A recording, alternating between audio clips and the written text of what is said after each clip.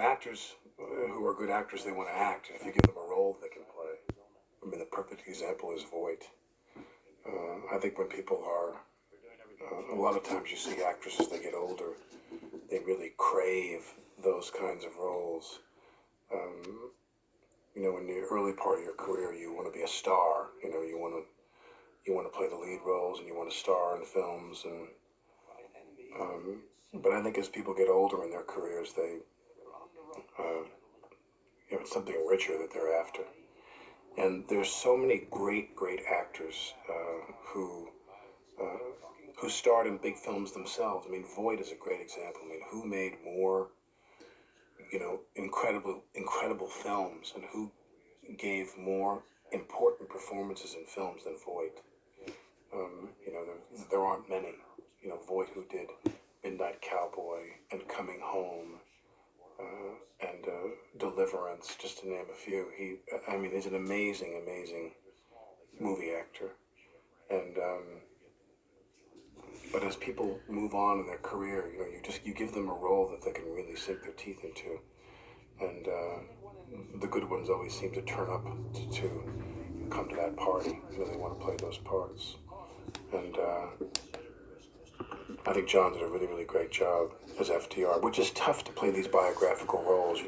Someone was commenting that they thought, that I was an odd choice to play Doolittle, because Doolittle was, a kind of diminutive guy. He was small, kind of dark complected. It's like if you cast somebody to play Doolittle who was more right for it on appearances only, you might cast, Tony Shalhoub to play Doolittle. You might cast, a lot of other people than me. And the luxury that I had of playing the part was that Doolittle is not that well known visually to people. I mean, a lot of people have heard his name. Many people have heard his name and know who he is. And many people even know the specifics of what he accomplished. But it's not like what John was faced with, where you have to play someone who is ingrained in people's minds. Everybody knows what Roosevelt looked like, and everybody knows, what the Roosevelt iconography is. So John had a really, really tough job, and I thought he did a great job. Head back, George. Scott Wilson, who is such a great actor. I love Scott Wilson. And, of course, he was in the movie In Cold Blood with Robert Blake. I had a little scene with Scott that was cut from the film, and I shot this little scene in which Scott's character is the one that, that's how they put it together, where Scott's character is the one that comes to Doolittle and says, you got to go do this thing, you got to come up with something, and you're the one that we're relying on. And a great thing with him, because I grew up really into a lot of films. He's a good actor, Scott Wilson. We felt we should dedicate the film to the survivors and the men who lost their lives there. And what a better way to do it than go to the Arizona Memorial and have a prayer and a little ceremony there, and then throw rose petals out into the sea. And that's what we did. We had Ben Affleck and Josh Hartnett and Kate Beckinsale and Cuba Gooding and myself and Michael Bay and a lot of the Disney executives, and the Admiral Fargo, who was the head of Pacific Fleet and head of Pearl Harbor. He was there also. So we had quite an array of, between Hollywood and the top brass in the military. It was a great way to kick off the film. I'll never forget Tom Fargo, who was the commander of the USS Salt Lake City, the nuclear submarine that I studied on when we did the film Hunt for Red October back in 1989. Tom is now the commander of the Pacific Fleet. He's now Admiral Fargo, and he's stationed in Honolulu, where the premiere of Pearl Harbor was held. And it was an interesting thing for me to come full circle and go to Honolulu for the Pearl Harbor premiere and stand next to Tom Fargo, who the last time I saw him, he was the commander of a nuclear submarine off Point Loma in San Diego. And these people, they just engender so much confidence. You just see that the people who run these operations are the most serious and most capable people you could possibly hope for. And I think that that's what I wanted to try to convey, is that Doolittle was someone who, was mature. He was someone who, he knew the responsibility he had. He knew that other people were taking their cues from him. he knew that a part of his job was that very young men who were, in his case, picked for their skills and their abilities and so forth, were nonetheless not as seasoned as you might hope. They're young men who are about to go into battle. And Doolittle's going to ask them to go do something which they very, very conceivably could die doing.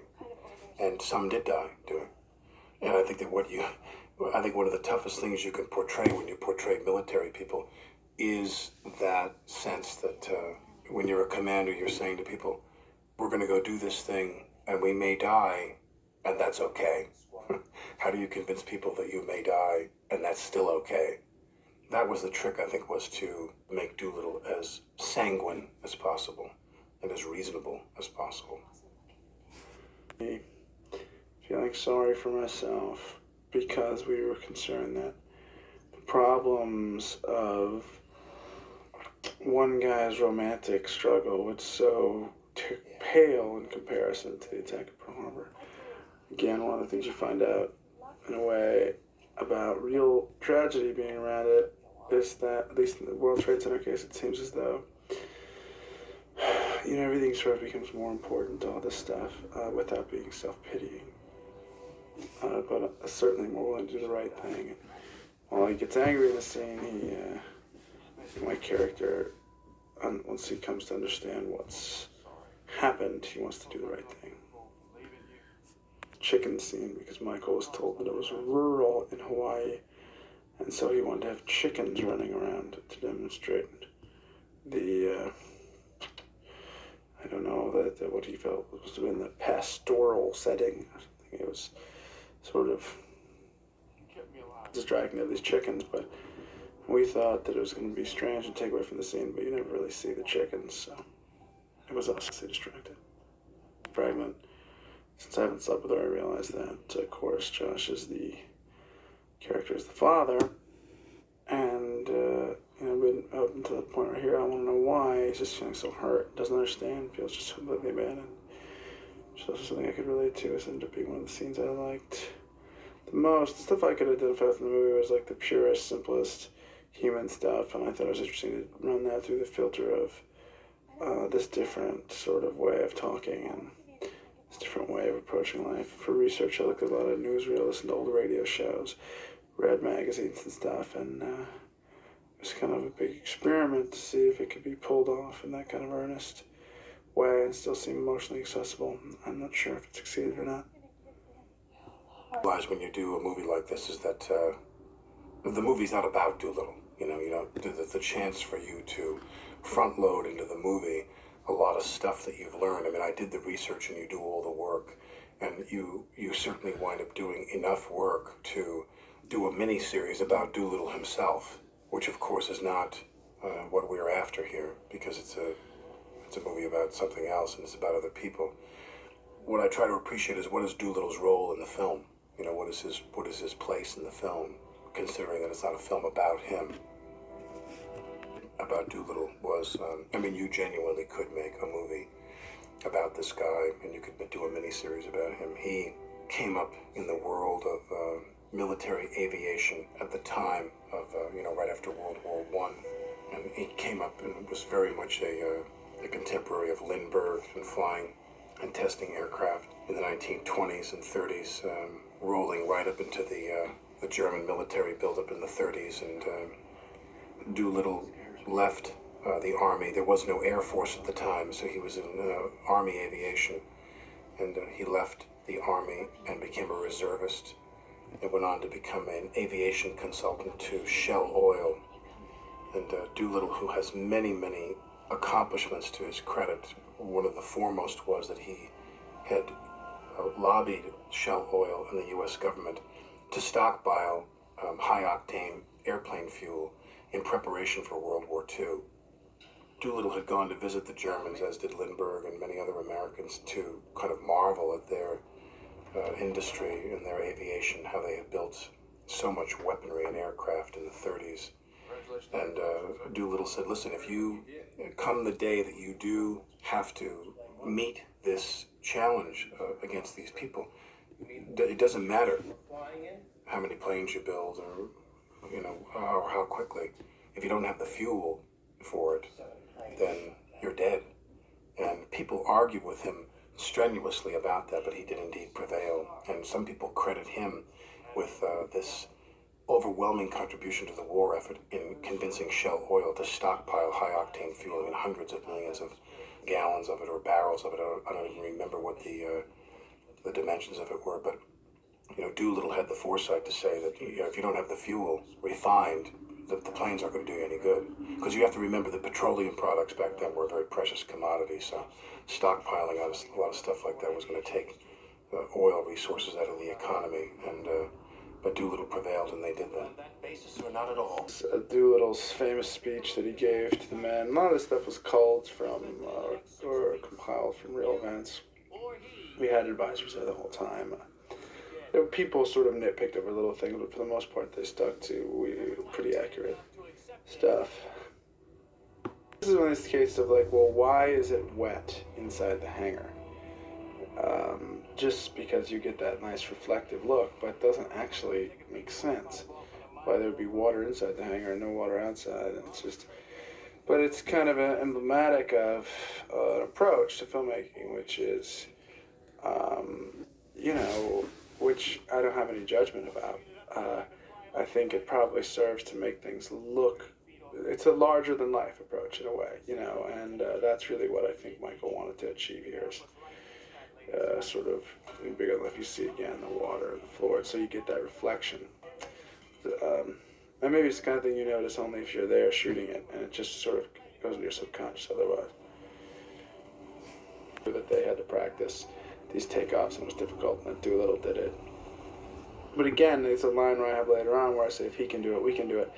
And I sort of felt like, it was one of those arguments where I lobbied, and I don't know that I was right or wrong or what. I lobbied to say, to that the image itself would carry that, the look of resolution on people's faces when they've seen their commander achieve something they weren't able to achieve. And we did it both ways, and ultimately ended up being the version in there where I say, if he did it, we can do it.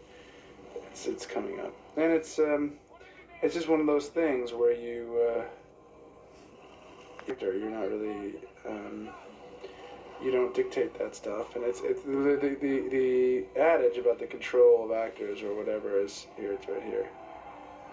You can do it, and I truncated it, so it was a sort of a compromise. I got that image of like MacArthur and stuff with the hat and the glasses, and I don't know whether it was period appropriate or not. I mean, obviously it was period appropriate.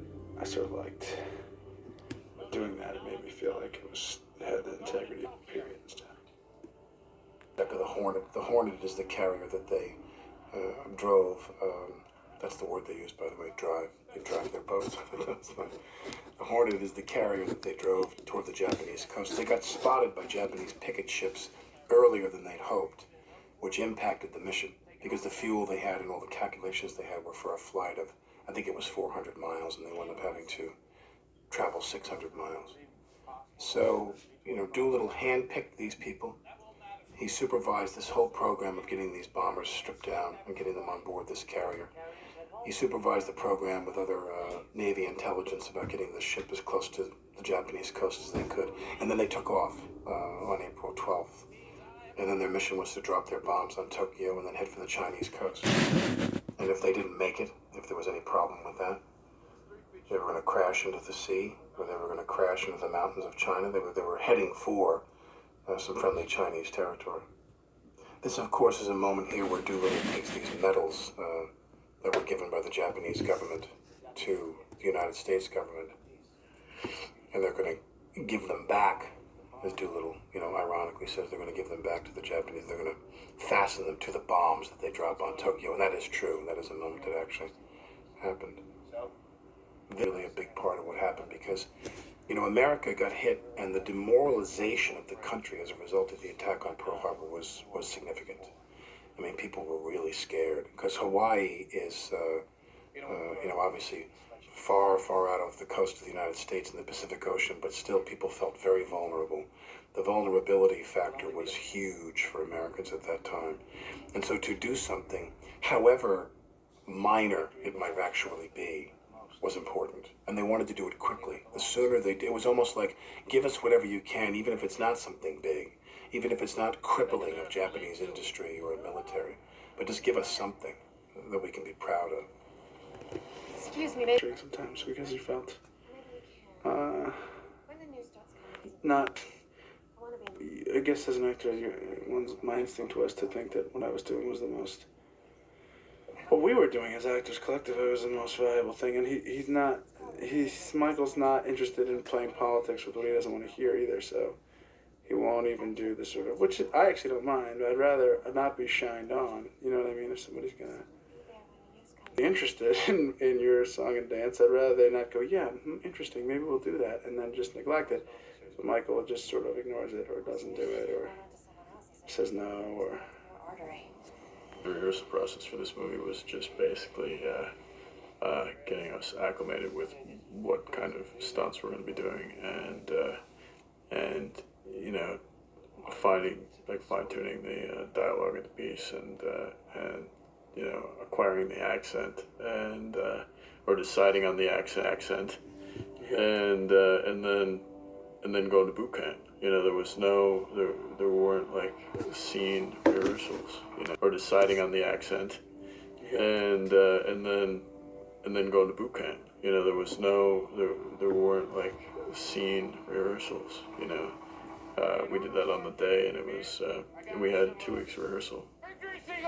Alec, when I see those guys down there, I get all hot and bothered. Oh man, That's what's gonna win this war, huh? Out of the volunteers. Yeah. It's great. This guy was just his, like his Smithers. You Yeah, know what I mean? totally. All of a sudden, he just had his own Smithers up there in the boat with him, who just showed up and kind of did what he told him. And According to what I was told, you know, he had not always been scheduled to go. He was supposed to design and oversee this mission, but he wasn't supposed to go on this mission. I've heard conflicting things about this, whether he was actually scheduled to go all along or ad-libbed that at the last minute. Of course, we chose the more dramatic of the two, that he improvises himself into the mission in this briefing room scene you see, which was probably one of my favorite scenes in the movie, because this is when he gets into the death factor for them. That if they don't have enough fuel to, you know, their mission is to drop the bomb regardless.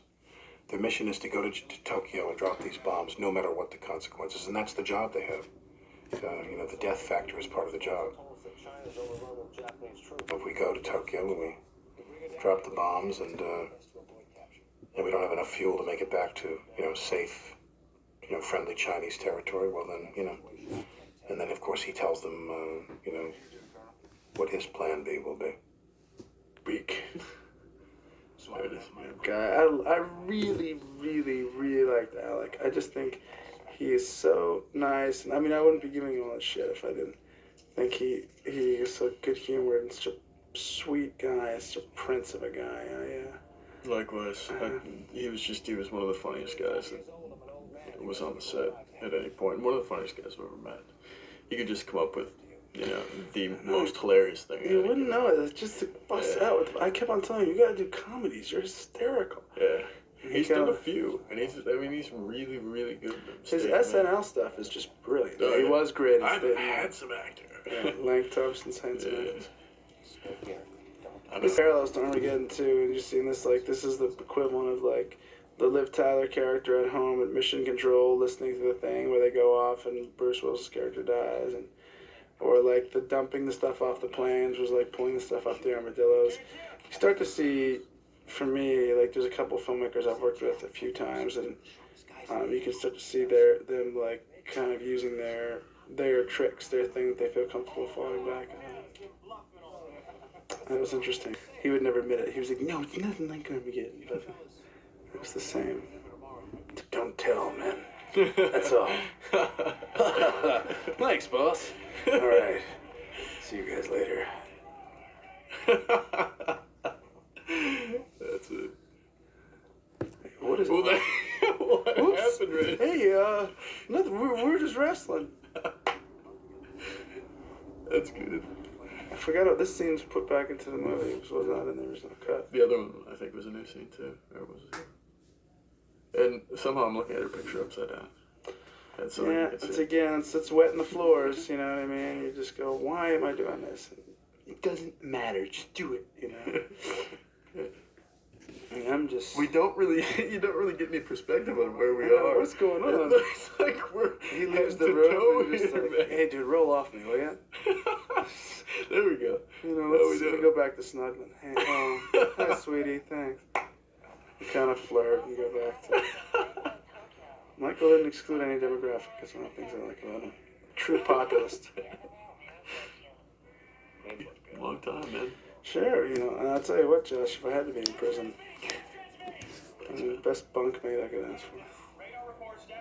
Lighting scheme. Or that we got sighted. They got sighted early and had to make the decision to take off, but then actually didn't have any difficulty. The real planes, this is something of an exaggeration. I mean, it turned out that when they got the wind behind them on the aircraft carriers, it was really easy for them to take off, so there wasn't quite as much tension to the takeoff, but, you know, Michael wanted to, you know, for every drop of dramatic tension that was worth.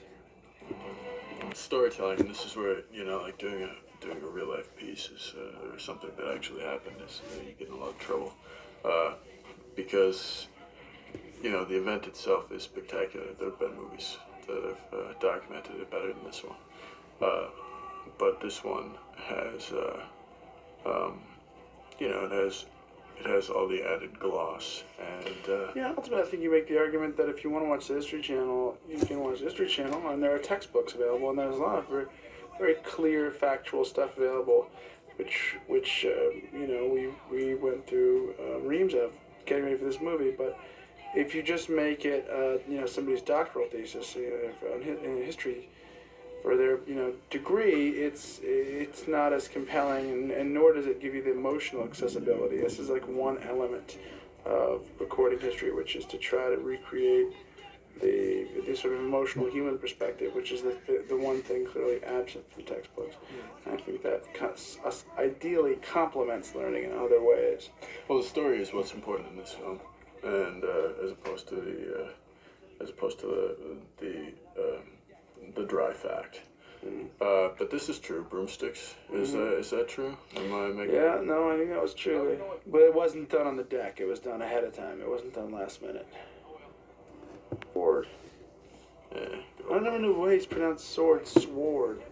Just because This it's is Mike's weird thing. You know, the first thing that comes to mind when I see this kind of thing is that, you know, this is, you know, the age we're in now is the, you know, the computer-guided missile age and smart bombs and, you know, guys leaving briefcases on the steps of buildings with guidance systems in them, and some guy fires a rocket from a boat 1,500 miles away, and you know, the missile finds the briefcase on the steps of the building in Beirut or something. You know, it's all just so mind-bogglingly advanced from anything. I mean, here these guys now are in this scene you're watching where they're trying to yank all the weight out of this plane so they can take a bomber off the deck of a carrier for the first time. They've never really tried to do this. And that was Doolittle's mandate, was to get bombers.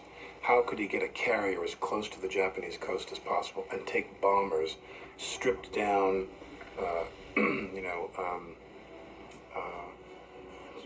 navigable bombers off of the deck of a carrier like a fighter? That, I guess, is false. The plane wouldn't dip, would it? I think, well, it might if it just didn't have enough speed, but that these guys actually got up relatively painlessly. They had a pretty good tailwind, evidently, and then the boat was going, you know, at a decent clip. Yeah. And those two things coupled together gave them plenty of lift. And ooh, I made it. I mean, God, what a good pilot I am. Yeah. Here comes blinking, I guess. So if you were winking. Too slappy. That's pretty good, man. The sidekick takes you off too. Excellent. I'm gonna die, man. Dude, this great tragic end for you here coming up. Some people just don't see it. Other people find it tasteless. Yes. There's a whole spectrum of reactions to that. Yeah, it's quite a spectrum. So this is air-to-air photography. They had a photography unit in a plane, and I was flying in a B-25 with an actual pilot who was dressed up to look like my co-star, actually. And of course, I've taken every opportunity I can to tell everyone that I meet that I flew the B-25 myself. I have lied to everyone. I've done it in interviews and TV shows, and I mean, what's the point of doing these films if you can't get some kind of, good PR out of it? So I've literally just outright lied to people and said I actually flew the plane. When in truth, I just held on to the wheel of the plane while the real pilot flew it. But I think you could actually say for about 3 seconds there, I did indeed fly the plane myself. Of course, dropping bombs as we are, just who knows what politics and history will be. This disc is going to come out in February. It's only October 18th right now, so I don't know how it will be different, but right now this seems almost to mirror the political reality that's happening right this very day. Of course, like almost, really very minor in comparison with the kind of ordnance that U.S. military has, developed 60 years later. But still very gripping. Pictures into the world. Pictures who shot that out in Tustin, California. The extras were Japanese Americans who didn't speak Japanese. Yeah, when I went and saw the movie in Japan, the Japanese guys were looped in Japanese by actual Japanese nationals. Really? Opposed to Japanese Americans, yeah. All the Japanese actors got looped over. It was funny that those would be the only scenes that weren't subtitled. The whole movie's in subtitles until you come to the Japanese bits, and that's not subtitled. It's the opposite. Germany? Like the first 10 minutes or something like that, because we couldn't sit through the whole thing, but to hear your voice dubbed into German is always a treat. If you get a chance to do it, go for it. Yeah, the Germans, I just didn't really like the movie. It played very well there. I think probably because they like to remind people that they weren't the only member of the Axis powers, the only one of the tripartite alliance. Like, yeah, see, remember, it's just the Japanese who started this whole thing. They're like, you feel like they get the rap for the Second World War. There's nary a German in this movie. Like all the stuff that you're seeing is not obviously us in the planes. I think most of those plane shots were CGI. There was some of it that we shot up in the planes above, California, in the valley, I think it was. We went off the Pacific Ocean right out of Van Nuys Airport or Santa Monica Airport. Right. Flew around and did some plane-to-plane photography, which is interspersed in there with the other stuff. And then the interior stuff was all done on stage with it. The stage and on the hanging, and we were hanging over that cliff. Right. We were in a plane that for some reason, instead of just like shooting up against the sky, they wanted to hang us over a cliff. I didn't quite understand it because when you shoot downwards, you only see the cockpit.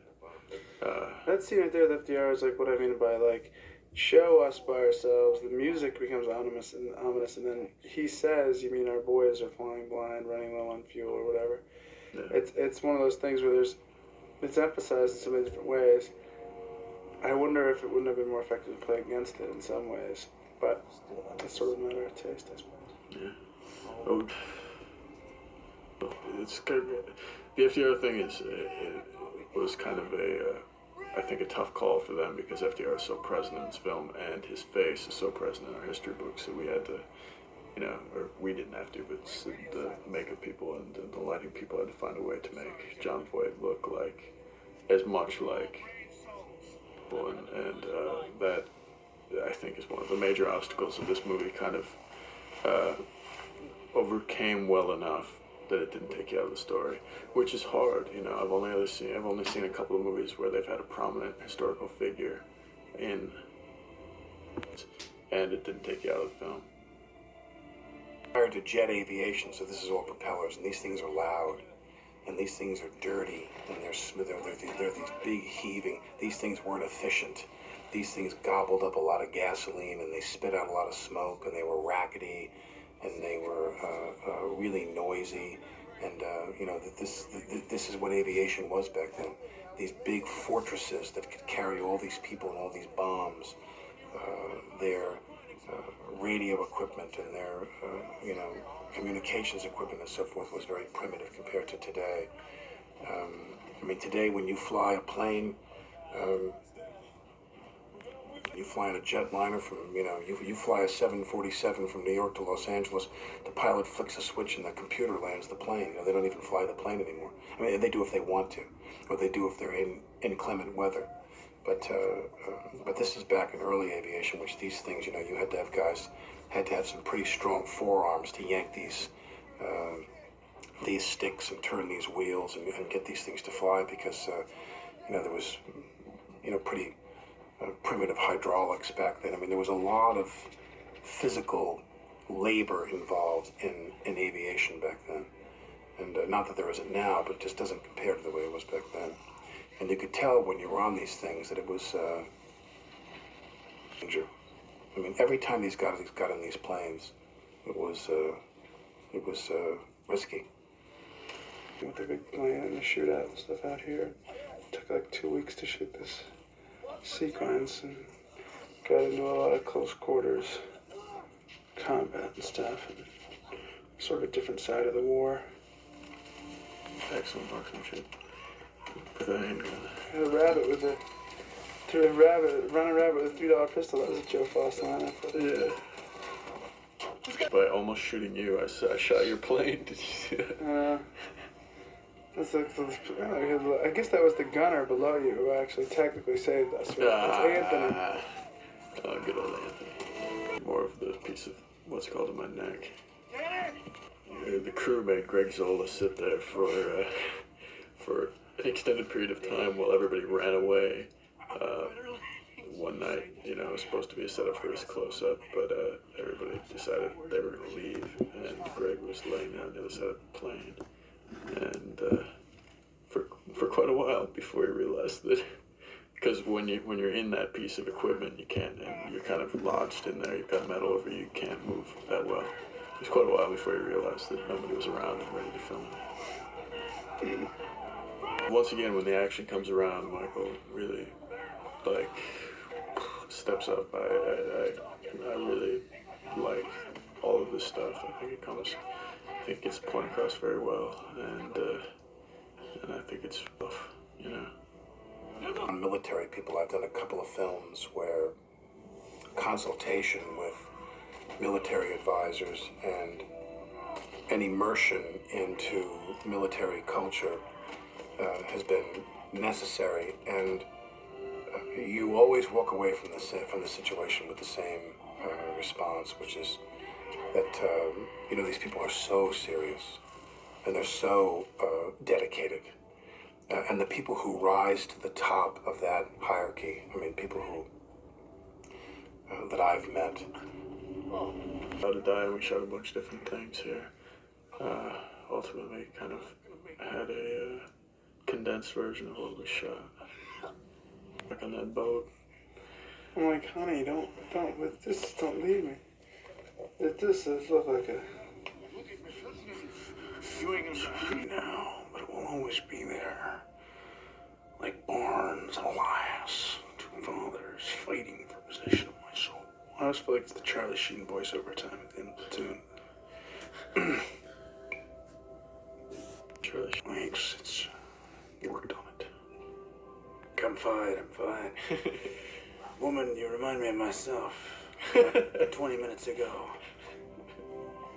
I hurt my hand. Danny spazzed out. In fact, I have him here with me.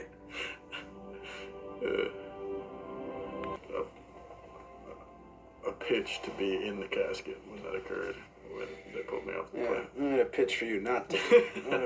The pine box itself was really heavy getting down those stairs by myself. I think, should I do it with you, and it would have been... You fall down the steps with your casket, your dead body rolls out. It's really awkward for all the families. Yeah, it's pretty awkward. Yeah. This is the thing, is like they give all the nurses the medals. I never understood why we didn't do a scene where all the Doolittle Raiders were getting their medals. Just like, well, he gives it to me. He's like, that's for all the guys. But fuck the rest of them. We didn't have time to put all of them in the scene. It was a war that changed America. Which really should have had the Congressional Medal. still pretty spectacular. It's pretty profound. You bent over really well there. I know. Well, I got used to it in this movie. Yeah, it's true. The Dory Miller thing. For all the Raiders. I love this. The Arizona and the actual Arizona underwater, and it's all of a sudden it sort of brings you back to what's really moving and really important about this movie, which is that, to remember what happened here. And it's even more, I think, important now, without being too didactic. There's not really necessarily one or two lesson, but just to understand and remember how terrible thing that was, and that terrible conflict it was it got us into is, I think, really, really, really important. It was really important for this movie. It was really the one thing that I always believed in from beginning to end doing this. With the little young Danny. Yep, that's your boy. Yeah. Hard shoot, but ultimately, when the point of the film comes across, makes it worth it. So too, I'm proud of what we did with this, and what we wanted to say, and the people that we wanted to honor, and the people for whom this was for, really, which were the veterans and the men and women who gave and sacrificed so much during that time. And as an artistic endeavor, where it succeeded and where it failed is not as important to me as the intent and the people that I really wanted to see it, while they were still here. And I'm really glad I made this movie for that reason, and I'm very proud of it for that reason. And I hope it will be remembered as such. At Van Nuys Airport, and on that day they brought the survivors. Many of them live in the western United States or Texas, and they brought 4 of them out to watch a shoot, and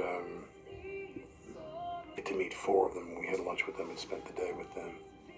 And one guy told me that he spent 40 months in captivity in a Japanese prisoner of war camp. I mean, he parachuted into unfriendly Chinese territory. Actually, I think maybe he got his plane ditched, and I can't remember whether he got captured. That's a good question, whether he got captured in Japan, whether he bailed out over Japan or over China and was captured by the Japanese. But he spent 40 months in a POW facility there. They marched him out and put him on his hands and knees blindfolded, and they put a rifle to his head, and they were going to kill him.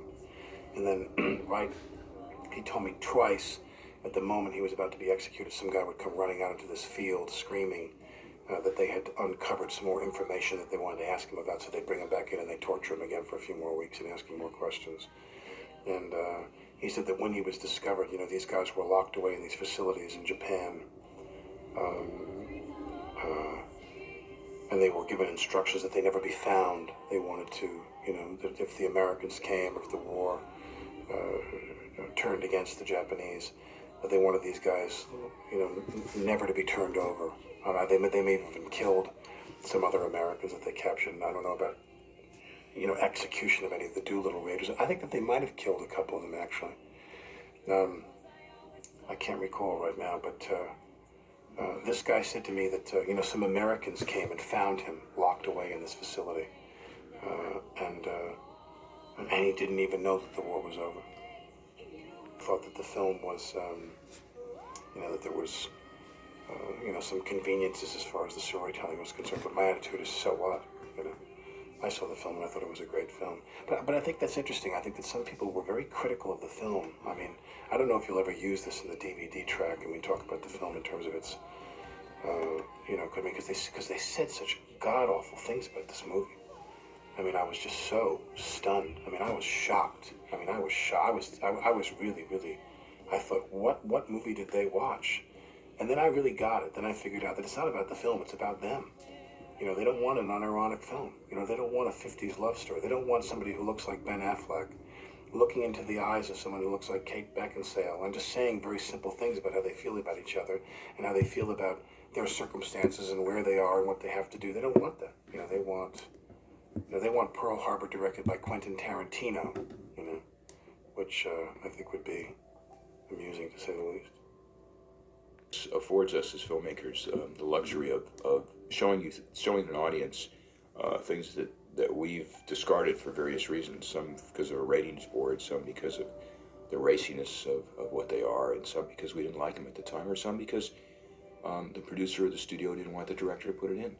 And it gives the director enormous freedom that he now has his own cut that he can put on DVD and show his audience the kind of movie that he had in his mind initially. And sometimes they differ quite a bit from what's released theatrically. And I think it's a great freedom of expression for them. Plus, the DVD the sound quality's fantastic. The picture's great. It's not as good as theater, of course, but it's certainly generations away from the video cassette. So an audience or an individual can go to a store and pick up a DVD on Pearl Harbor and keep it forever, and it doesn't disintegrate on him, and keep taking it out of his library and looking at it. Plus, they're great demonstrations for sound systems. And you put the Battle of Pearl Harbor on, and you want to try it on your system, you can really blow the room up, shatter the windows.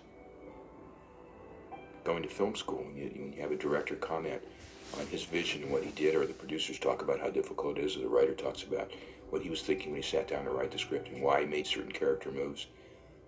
That's all fascinating for me as a now a filmmaker, but as somebody who wanted to be a filmmaker. I would have rented every single one of them and listened to every commentary that they all talked about, because that's how you learn. The more you know, the better you're going to be. And this is a great way to do it. Pick up the DVD, find what is in the minds of all of us as we undertook this enormous project, and as we did this enormous project, and as we finished it, and as we promoted it, and we're still here working on the movie, and the movie's been out. It came out during the summer, and now it's the fall, and we're still working on it. In this movie is Michael Bay. Let's face it, he's the one who was out there at 5, 6 in the morning every day, and lived and died this picture and quit a number of times because he believed in the vision, in his vision of the movie, and wasn't going to waver, wasn't going to let anybody say you have to change your vision. There were a lot of things that they wanted to cut out of the movie, out of the script, that Michael said, no, this is what this movie's about. We can't take it out. And he was right, and everybody won because he was right.